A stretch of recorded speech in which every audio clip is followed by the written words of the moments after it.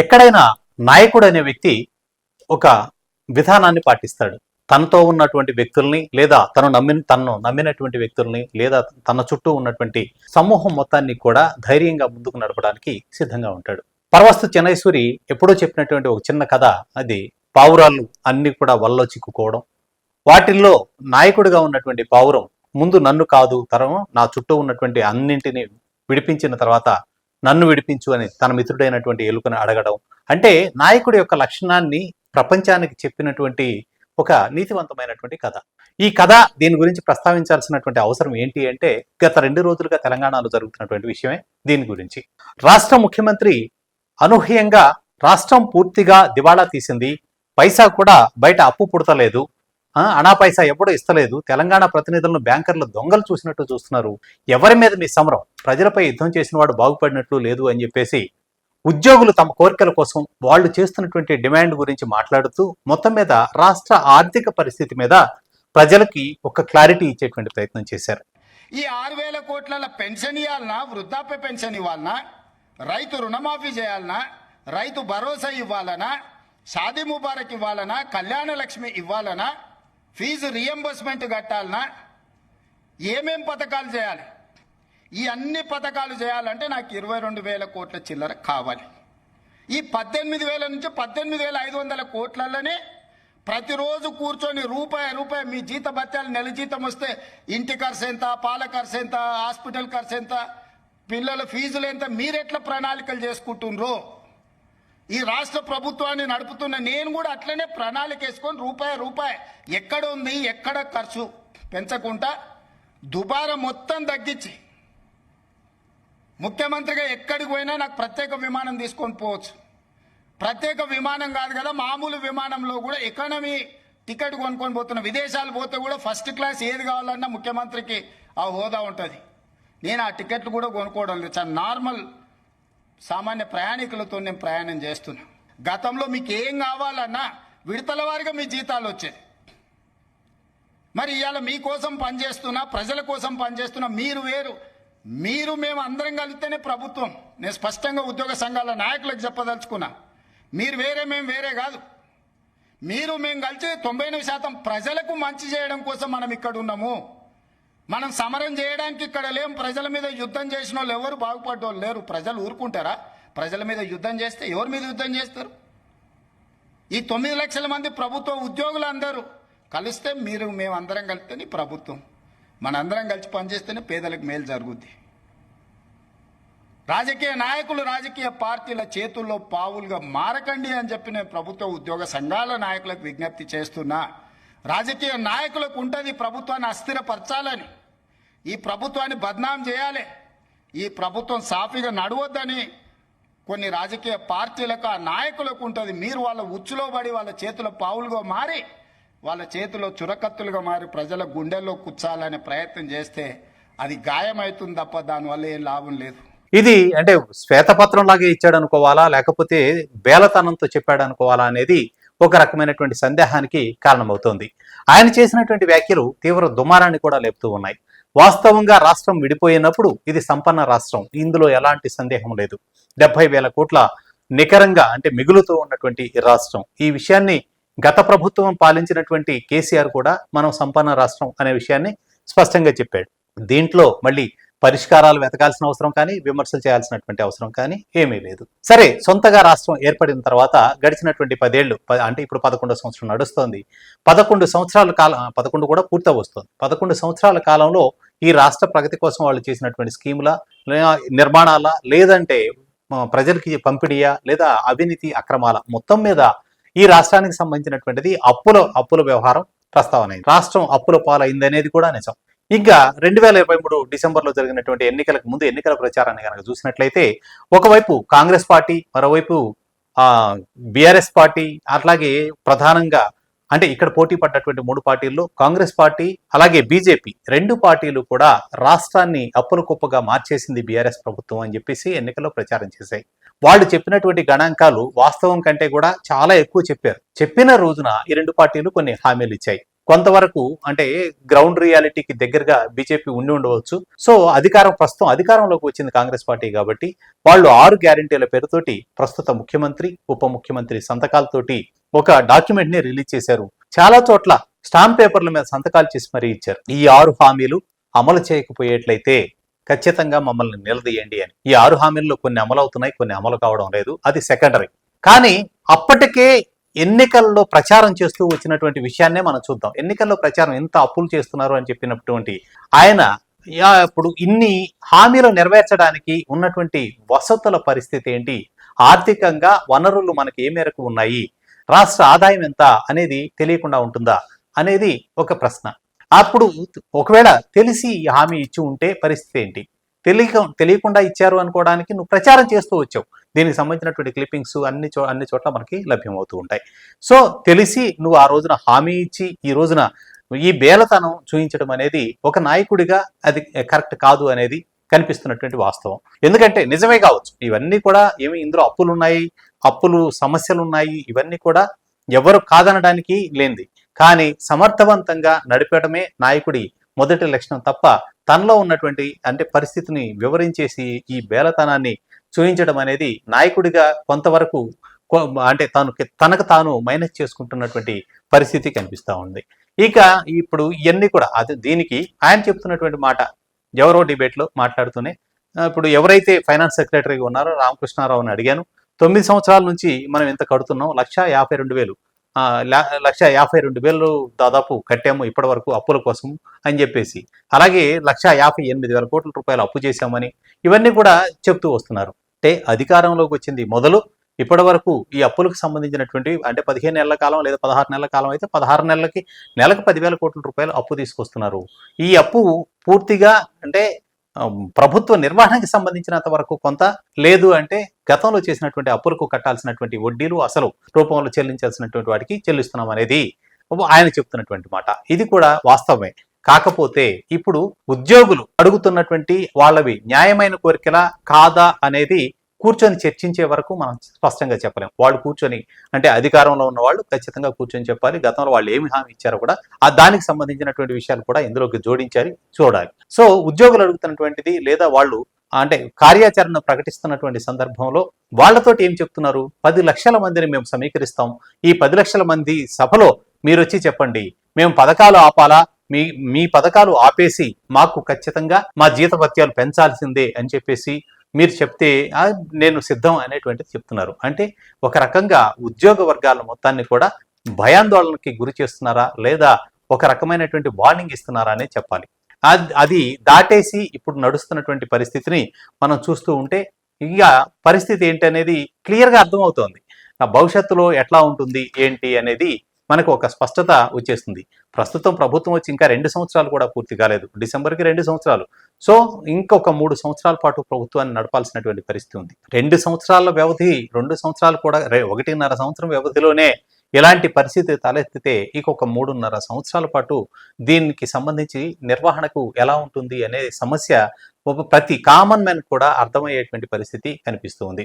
December 7, 2023 నుంచి మార్చి 31, 2025 నాటికి 1.52 లక్షల కోట్ల రూపాయలు అప్పుల కింద దాని అసలు అలాగే మెత్తం కట్టామని చెప్పేసి రామకృష్ణారావు చెప్పారు అని రేవంత్ రెడ్డి చెప్తున్నారు. తెచ్చినటువంటి అప్పు 1,58,000 కోట్లు అని చెప్పేసి, దీన్ని అప్పు చేస్తే పోయినాక మనం అప్పుకు అసలుకు మిత్తికి 1,52 కోట్లు కట్టినట్టు చెప్పారు అనేది ఆయన చెప్తున్నటువంటి మాట. ఇవన్నీ కూడా ఇవి అధికారిక గణాంకాలే, ఇదేమి రహస్యంగా చెప్పేవి రామకృష్ణారావు గారే చెప్పేవి అని మనం అనడానికి ఏం లేదు. అధికారిక లెక్కల్లో మనకి స్పష్టంగా కనిపించేటువంటివి వీటిల్లో. సో దీన్ని దాచడానికి ఏం లేదు. ఎవరైనా ఆర్టీఐ కింద తీసుకున్నా కూడా దీనికి సంబంధించినటువంటివి చేయడానికి అవకాశం ఉంది. నిజమే, రాష్ట్ర ఆర్థిక పరిస్థితి ఇలా ఉన్నప్పుడు చాలా కార్యక్రమాలకు సంబంధించి, ఫర్ ఎగ్జాంపుల్ ఇప్పుడు మిస్ వరల్డ్, మిస్ ఇండియా పోటీలు ఇవి ఏవో జరుగుతూ ఉన్నాయి, అందాల పోటీలకు సంబంధించి. ఈ ఏర్పాట్లు వీటి నిర్వహణ కోసం దాదాపు 200 కోట్ల రూపాయలు ఖర్చు పెడుతోంది.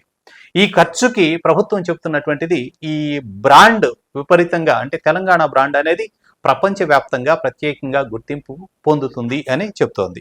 ఓకే, ఈ అందాల పోటీలు నిర్వహించడం వల్ల అద్భుతమైనటువంటి ఇది వస్తుంది.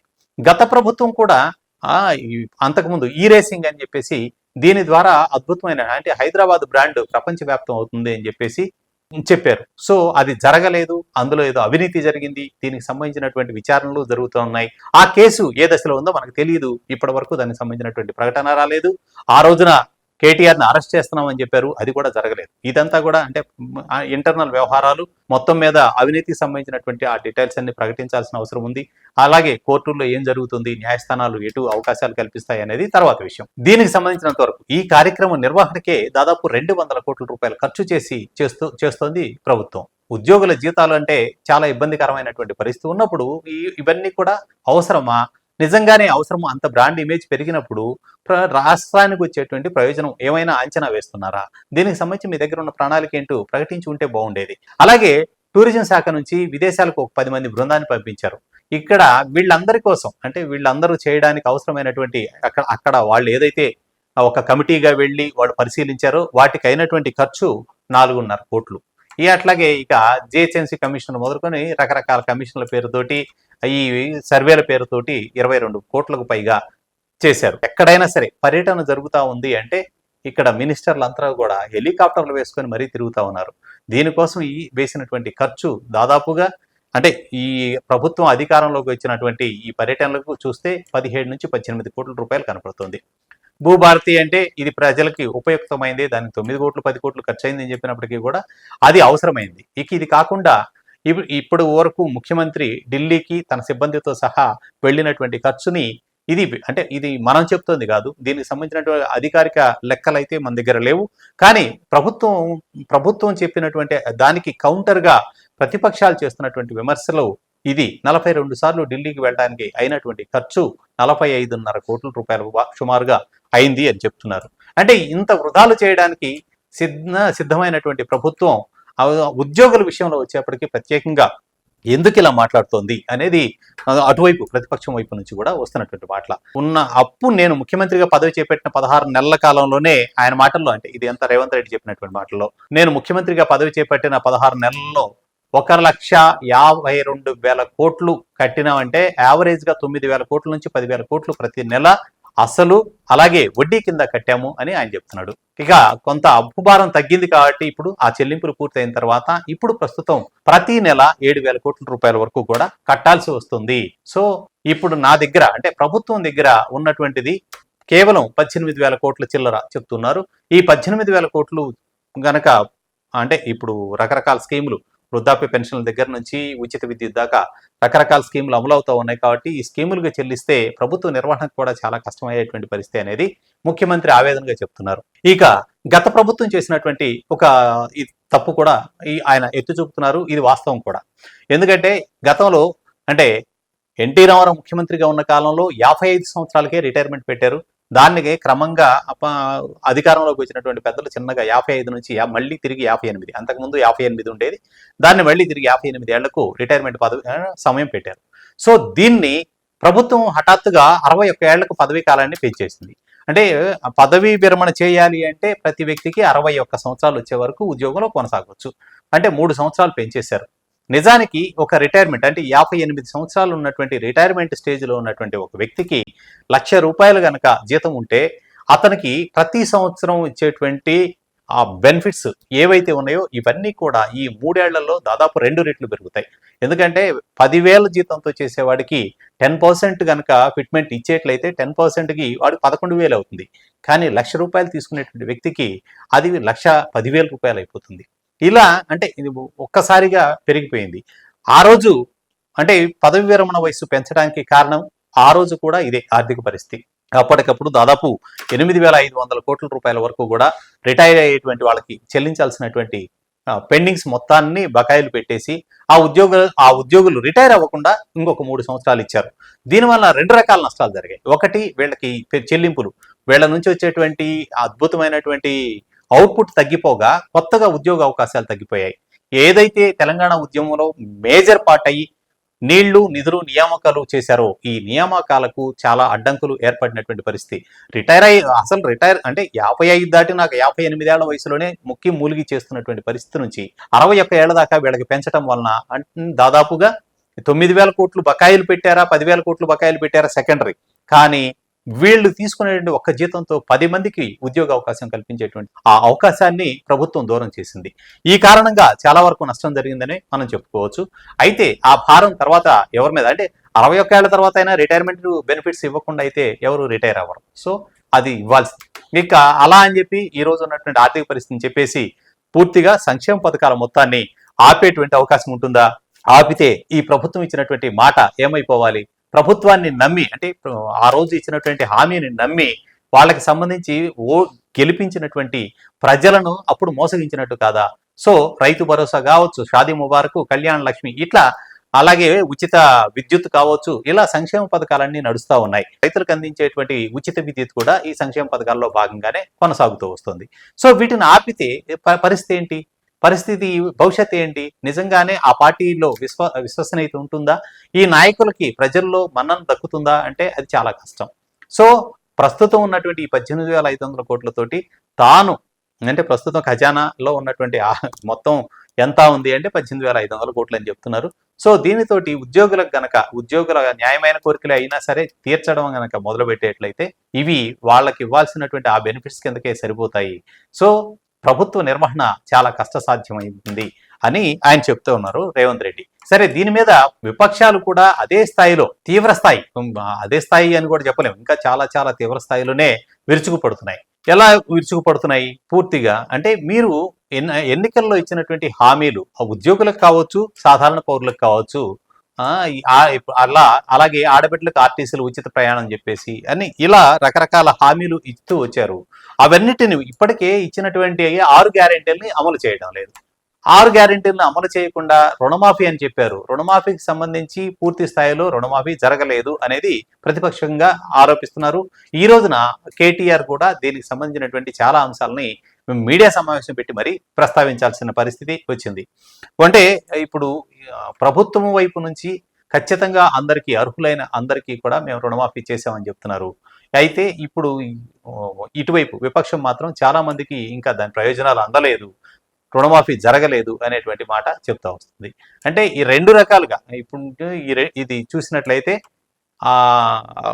ఒకటి అంటే ప్రభుత్వం చెబుతున్న వెర్షన్ ప్రభుత్వం అని చెప్తా ఉంది, అలాగే విపక్షం మాత్రం ఆ ప్రభుత్వానికి సంబంధించినటువంటి గతంలో ఇచ్చినటువంటి హామీలను గుర్తు చేస్తూ జరుగుతున్న తప్పుల్ని ఎత్తి చూపుతుంది. ఒక రకంగా నిన్న రేవంత్ రెడ్డి చెప్పినటువంటి ఈ మాటలు విపక్షానికి ప్రధాన ఆయుధాలుగా మారినాయని కూడా చెప్పుకోవచ్చు. ఇక రేవంత్ రెడ్డి ఇంకొక మాట కూడా చెప్పాడు, నేను ఇంతవరకు 1 సెంటు భూమి, 1 గుంట భూమి కూడా అమ్మలేదు అని. నిజమే, అమ్మలేదు. ఎందుకంటే 2 ప్రయత్నాలు చేశారు, 2 ప్రయత్నాలు విఫలమైపోయాయి. విఫలమైన తర్వాత ఇక భూములు అమ్మడానికి అవకాశం ఏముంది? కొత్తవి మళ్ళీ చూసి ఏమన్నా అమ్ముతారేమో. అందులో హెచ్సికి సంబంధించి జాతీయ స్థాయిలో కూడా ఇది ఒక చాలా పెద్ద రచ్చైన విషయం అందరికీ తెలుసు, మీడియా మిత్రులకి తెలుసు, సాధారణ పౌరులకి తెలుసు, అందరికీ దీనిపైన విపరీతంగా చర్చలు నడిచాయి. అలాగే ఒక దశలో పూర్తి స్థాయిలో ప్రధాని కూడా ఈ అంశం మీద మాట్లాడినటువంటిది మనం చూస్తూ వచ్చాం. సో అది పూర్తిగా వాస్తవమా కాదా అనేది మన కళ్ళ ముందు కనిపిస్తున్నటువంటి నిజం. సో ఇక ఇప్పుడు ఈ ఉద్యోగుల మీద కొంత ఆవేశం కూడా చూపిస్తున్నారు ముఖ్యమంత్రి. ప్రధానంగా అంటే ఎవరి పథకాలు ఆపాలి, ఇప్పుడు ఆదాయం సరిపోవడం లేదని చెప్పినప్పుడు మీరు ఎందుకు పని చేయడం లేదు? అంటే ప్రజలు మనం కొట్లాడి సాధించుకున్నటువంటి రాష్ట్రంలో ఈ రోజున మీ డిమాండ్లు తీరిస్తే సాధారణ పౌరుల పరిస్థితి ఏంటి అంటూ రేవంత్ చెప్తూ వస్తున్నారు. అయితే ఒకటి మాత్రం నిజం ఏంటి అంటే ఎప్పుడూ కూడా నాయకుడు బేలతనాన్ని చూపించకూడదు. అది మేనేజ్మెంట్ స్కిల్స్ ఖచ్చితంగా ఉండాలి. మేనేజ్మెంట్ స్కిల్స్ లేకపోతే అవన్నీ కూడా నెగటివ్గానే తిరిగి తన్నే కొట్టేస్తూ ఉంటాయి. అయితే ఆ విషయాన్ని మరి ఆయన మర్చిపోయారా, లేకపోతే ఉన్నట్లు చెప్పి ఓ శ్వేతపత్రం లాగా చెప్పాలనుకున్నారా ఏంటి అనేది మనకు తెలియడం లేదు. కానీ పూర్తిగా ఇప్పుడు తను ఈ రాష్ట్రంలో ఉన్నటువంటి ప్రతి ఒక్కడికి తను ముఖ్యమంత్రి. ఈ రాష్ట్రానికి అంటే గవర్నర్ ప్రథమ పౌరుడు అయ్యవచ్చు, కానీ యాక్టివ్ పార్ట్లో మనకు కనిపించేటువంటి ప్రథమ పౌరుడుగా ముఖ్యమంత్రిని మనం చూడవచ్చు. సో ఆ ముఖ్యమంత్రి ఈ రోజున ధైర్యం ఇవ్వాల్సింది పోయి బేలతనం చూపడం అనేది వెన్ను చూపడం లాంటిది. ఇంచుమించుగా వెన్ను చూపడం అంటే ప్రజల్లో తన మీద ఉన్నటువంటి ఆ విశ్వాసానికి తనే కొంతవరకు తగ్గించుకుంటూ పోతున్నాడేమో అనేటువంటి అభిప్రాయం అయితే ఖచ్చితంగా వస్తూ ఉంది. దీనికి సంబంధించి ఇక బీఆర్ఎస్ నాయకులు పెద్దగా బీజేపీ నాయకులు కొంతవరకు విమర్శించినప్పటికీ ప్రధానమైనటువంటి ప్రతిపక్షంగా ఉన్నది ప్రస్తుతం బీఆర్ఎస్ఏ కాబట్టి ఆ బీఆర్ఎస్ కు సంబంధించినటువంటి ప్రధాన నాయకులంతా కూడా దీన్ని తీవ్రంగా విమర్శిస్తూ వస్తున్నారు. ప్రధానంగా వర్కింగ్ ప్రెసిడెంట్ గా బీఆర్ఎస్ వర్కింగ్ ప్రెసిడెంట్ కేటీఆర్ దీనికి సంబంధించి చాలా తీవ్రమైనటువంటి విమర్శలు చేస్తూ ఉన్నారు. జరుగుతున్న అన్నింటినీ కూడా ఎక్కడ అంటే జరుగుతున్నటువంటి వీటికి సంబంధించి మీకు ఎక్కడైతే వైఫల్యాలు ఉన్నాయో అవన్నీ దిద్దుకోండి, వృధా ఖర్చులు తగ్గించుకోవాలి, కానీ ఇలా ఎందుకు చెప్తారు? ఎక్కడ పోయినా దొంగలాగా చూస్తున్నారు అంటున్నాడు ముఖ్యమంత్రి. మరి దొంగను దొంగలెక్క కాకపోతే ఎట్లా చూస్తారు? దొంగను దొంగలెక్కనే చూస్తారు. నోట్ల కట్టలతో దొరికిపోయిన దొంగను ఖచ్చితంగా దొంగనే అంటారు, దొంగనే చూస్తారు. ఒక విశ్వసనీయత లేని ఓటుకు నోటు దొంగను కాంగ్రెస్ అనే ఒక ఎర్రి పార్టీ గుడ్డిగా నమ్మి సీఎం చేసింది, కానీ ఖచ్చితంగా దేశంలో మిగతా వాళ్ళు మాత్రం నమ్ముతలేరు. మోసగాళ్లను దొంగలను దొంగలే అంటారు ముఖ్యమంత్రి గారు. ఖచ్చితంగా అది ఈరోజు కాదు, చివరి రోజు దాకా కూడా నీ పరిస్థితి అదే ఉంటుంది, యాద పెట్టుకొని చెప్తున్నా. తప్పు చేసింది దొంగ చేతికి తాళాలు ఇచ్చి కాంగ్రెస్ పార్టీ. సో ఇక్కడ అలాంటి మాటే ఎక్కువగా కనిపిస్తూ ఉంది. అంటే రేవంత్ చెప్పడం ద్వారా ఆయన ముఖ్యమంత్రిగా ఆయన బాధ్యత చెప్పి ఉండొచ్చు. ఇప్పుడు నువ్వు ముఖ్యమంత్రిగా ఉన్నావు, నువ్వెట్లా ఇన్ని హామీలు ఇచ్చావు అని చెప్పేసి గతంలో అడిగారని కూడా ముఖ్యమంత్రి విమర్శించి ఉండవచ్చు. కానీ కాంగ్రెస్ పార్టీ కంటే కూడా పూర్తిగా రేవంత్ టార్గెట్ చేసి కేటీఆర్ విమర్శలు చేస్తున్నాడు అనేది కనిపించే వాస్తవం. సో అదే విధంగా ఈ రోజు కూడా రేవంత్ చెప్పినటువంటి ప్రతి దాన్ని కేటీఆర్ విమర్శిస్తూ వచ్చారు. అలాగే దీనికి సంబంధించి అవకాశాలన్నింటినీ కూడా ఇచ్చేసేసి ప్రస్తుతం ప్రజలకు ఒక రకమైనటువంటి అభద్రతా భావాన్ని క్రియేట్ చేస్తున్నాడు ముఖ్యమంత్రి అనేది కేటీఆర్ అదే చెప్తున్నారు. ఎందుకంటే దివాళా తీసింది ప్రభుత్వం కాదు, దివాళా తీసింది పూర్తిగా రేవంత్ రెడ్డి అనేది. అలాగే రాష్ట్ర చీఫ్ మినిస్టర్ అని పూర్తిగా ఆయన పదే చెప్తూ వస్తున్నారు. దాంతోపాటు ఇది ఎక్స్ వేదిక చెప్పారు, అలాగే మీడియా సమావేశంలో కూడా చెప్పాడు.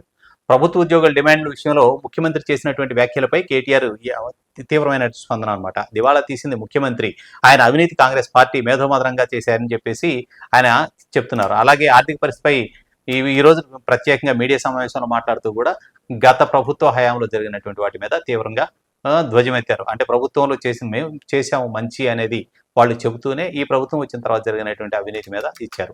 అలాగే హరీష్ రావు కూడా దీనిపైన తీవ్రమైనటువంటి వ్యాఖ్యలు చేశారు. తెలంగాణ కాంగ్రెస్ పార్టీ సాగిస్తున్నటువంటి బోగస్ ప్రచారము మేము అప్పుల పాలు చేశామనేది అనేటువంటిది హరీష్ రావు చెప్తున్నటువంటి మాట.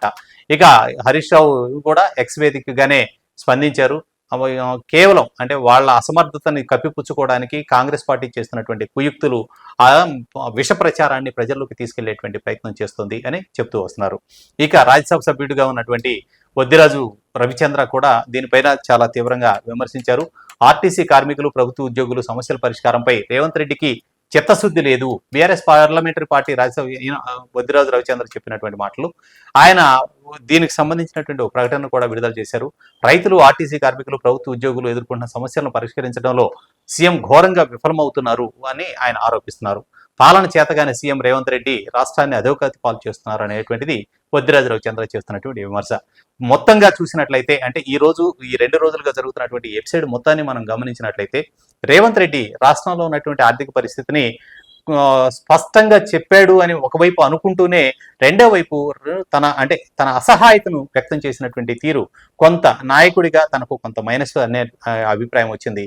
ఇంకొకటి ఆయన చేసినటువంటి వ్యాఖ్యలు ఏదైతే విపక్షం ఉందో విపక్షానికి కొత్త అస్త్రాలని అందించినట్లుగా కనిపిస్తూ ఉంది. ఈ అస్త్రాలని బీఆర్ఎస్ ఎలా ఉపయోగించుకుంటుంది, ఎలా సంధిస్తుంది తిరిగి అనేది చూడాలి. ఇక బీజేపీ కూడా ఈ రెండింటి మధ్య జరిగేటువంటి వాదోపవాదాలని చూస్తూ కూర్చొంది. అవకాశం వచ్చిన మరుక్షణం 2 పార్టీలని టార్గెట్ చేసుకొని మళ్ళీ బీజేపీ కూడా తెర మీదకి వచ్చేటువంటి అవకాశం కనిపిస్తూ ఉంది. మొత్తంగా తెలంగాణలో 2 రోజులుగా జరుగుతున్నటువంటి రాజకీయ పరిణామాలు ఇవి.